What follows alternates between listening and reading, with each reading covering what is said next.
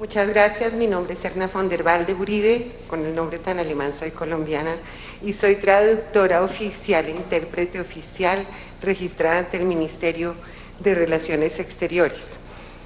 Yo vengo aquí a leer una carta que escribió, la traducción oficial de la carta que escribió el profesor Kyle Pruitt en respuesta a una solicitud que se le hizo de comentar el uso que se hizo de su trabajo en el proyecto de ley número 1 de 2016, por medio del cual se convoca un referendo constitucional y se somete a consideración del pueblo un proyecto de reforma constitucional por la cual se consagra la adopción de menores solo para parejas conformadas entre hombre y mujer.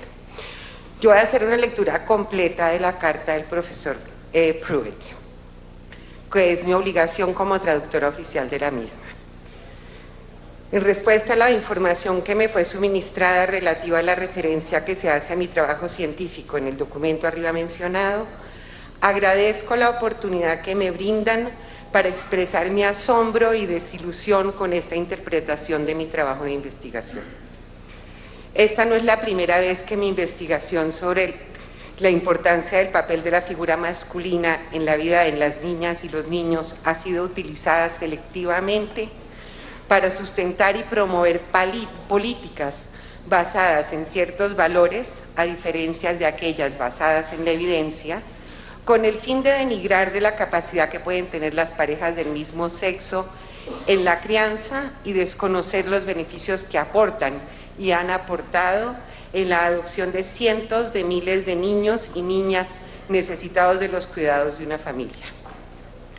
James Dobson, el presidente de la organización estadounidense Focus on the Family, Enfoque a la Familia, citó mi investigación como una justificación para condenar la adopción de un infante por parte de la hija lesbiana de Dick Cheney, cuando éste era vicepresidente de los Estados Unidos.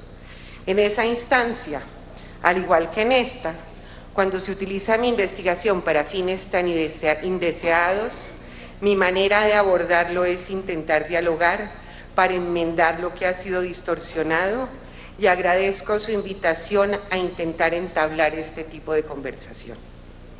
Mi investigación sostiene que los hombres se involucran positivamente y emocionalmente con los niños y niñas, con los hombres que se involucran con los niños y niñas son muy importantes en la vida de estos infantes, pues aportan ciertas perspectivas y comportamientos no maternos que complementan y refuerzan las perspectivas y comportamientos maternos.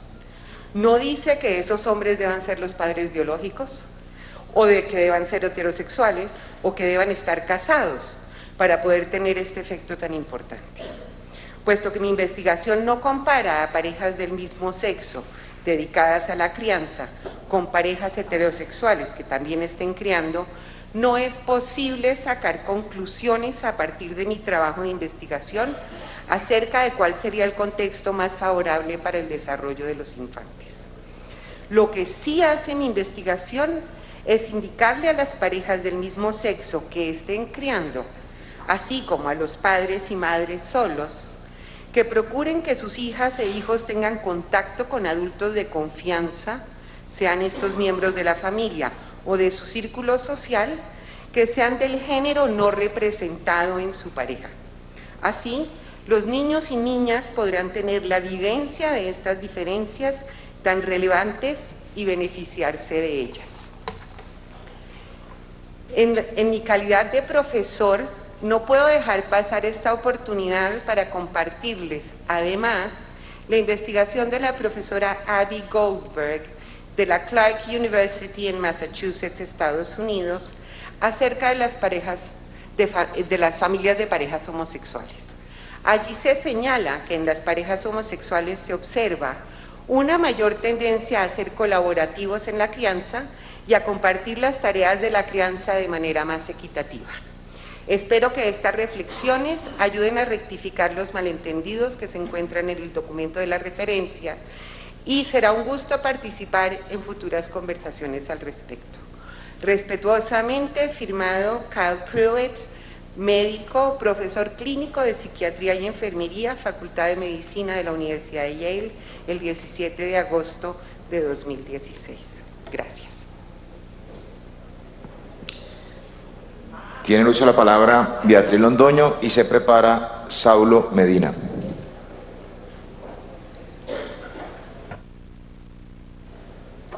Saludo a los participantes y manifiesto que en esta audiencia actúo en mi calidad de ciudadana para expresar mi voz en forma libre e independiente y sin representar a ninguna institución.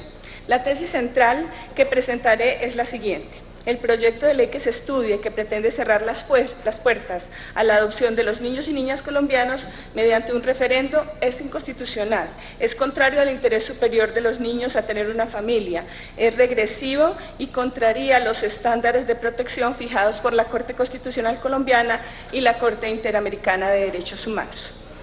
Regulación y ejercicio del mecanismo de participación que nos ocupa, aportes de la sentencia C-376 de 2016. En el artículo 40 de la Constitución de 1991 y en su desarrollo por vía de ley estatutaria 1757 de 2015, tenemos consagrados los mecanismos de participación política, tema que se ha vuelto de enorme importancia en los últimos tiempos y que será uno de los ejes de nuestra vida democrática en los años venideros. Es también el tema que nos convoca en esta ocasión para examinar una propuesta de referendo que busca incorporar a la Constitución en el artículo 44 un texto que tiene tres objetivos. 1. Limitar la posibilidad de adopción en Colombia solo a parejas heterosexuales por considerarlas, comillas, la mejor familia posible. 2. Equiparar el concepto de familia con el de pareja heterosexual. Y 3. Limitar la posibilidad de adopción por personas solteras. Es claro que estamos en el escenario correcto, el Congreso. Es claro que se han cumplido todos los requisitos formales para la presentación de este proyecto de ley. Pero la pregunta que hoy nos debemos hacer es si debe el Congreso tramitar este proyecto de ley. La respuesta que intentaré fundamentar es no. Las razones. Primero, el ejercicio de los mecanismos de participación política no puede desconocer los derechos fundamentales consagrados en nuestra Constitución. Nuestro sistema de participación política, como lo señala la Corte en su reciente sentencia, está integrado por unas reglas que buscan la garantía de la participación y la adopción final de una decisión. En el caso que nos ocupa, se han cumplido cuidadosamente por el equipo de la doctora Vivian Morales todas las exigencias establecidas por la ley estatutaria y se han cumplido a cabalidad el registro de la propuesta, el formulario, recolección de apoyos, la recolección de firmas, etcétera. Pero el componente formal no es el único que basta en materia de participación. Tenemos también un componente teleológico, unas garantías constitucionales que deben ser resguardadas frente a posturas que buscan rebasar los límites constitucionales existentes. Afirma entonces la Corte en esa sentencia, la C-379 del 2016, a manera de ejemplo, pero en forma contundente para el tema que nos ocupa, comillas, sería inconstitucional restringir los derechos fundamentales de las minorías a través de un referendo constitucional, en tanto los derechos fundamentales no son susceptibles de ser reducidos en su alcance mediante mecanismos de participación ciudadana. Segunda razón. El proyecto de ley aprobatoria al referendo propuesto implica regresividad en el concepto de familia y en la protección de los derechos de los niños y las niñas. Es indudable que en Colombia lo que necesitamos es más bien el reconocimiento de los diversos tipos de familia que aquí también se han expresado en esta audiencia. Al examinar el proyecto de ley, encontramos que se unen en esta propuesta las voces que intentan regresar a una única visión de familia que no corresponde a la realidad colombiana, aunque puede ser un ideal religioso o social. Al fijarse ese modelo, desechan cualquier otra opción en materia de adopción. Debemos recordar entonces que existen reglas jurisprudenciales muy claras en la materia que nos ocupa, donde se señala la inconstitucionalidad de este tipo de medidas regresivas. En la sentencia C-683 del 2015, la Corte encuentra que no es constitucionalmente válido excluir de los procesos de adopción a las parejas del mismo sexo que conforman una familia. Y también se señala entonces que, primero, la orientación sexual de una persona no se puede confundir con su falta de idoneidad para adoptar y, como recientemente se señala también, para tener la custodia de sus hijos. 2. En cuanto al interés superior del niño, lo que queda claro es que debe ser examinado en cada caso concreto según las condiciones de esa potencial familia adoptante. 3. No se puede considerar constitucional la restricción genérica de la adopción a parejas del mismo sexo por no existir una justificación constitucional válida. Y 4. El rol del Estado será verificar en cada caso si se cumplen los requisitos establecidos en el ordenamiento jurídico y la idoneidad de esa familia. El proyecto de ley aprobatoria de referendo va también en contravía de la jurisprudencia de la Corte Interamericana de Derechos Humanos, que en el caso Atala Rifo y Niñas versus Chile señaló: y la Corte constata que la determinación del interés superior del niño en casos de cuidado y custodia de menores de edad se debe hacer a partir de la evaluación de los comportamientos parentales específicos y su impacto negativo en el bienestar y desarrollo del niño según el caso, los daños o riesgos reales y probados, y no especulativos o imaginarios. No pueden ser admisibles las especulaciones, presunciones, estereotipos o consideraciones generalizadas sobre las características personales de los padres adoptantes. 3. El proyecto de ley aprobatoria del referendo utiliza en sus motivaciones y en su texto criterios sospechosos, violatorios del derecho de igualdad y no discriminación. ¿Qué son esos criterios? Los que han servido tradicionalmente como argumentos de persecución y estigmatización, como en este caso los relativos a la orientación sexual.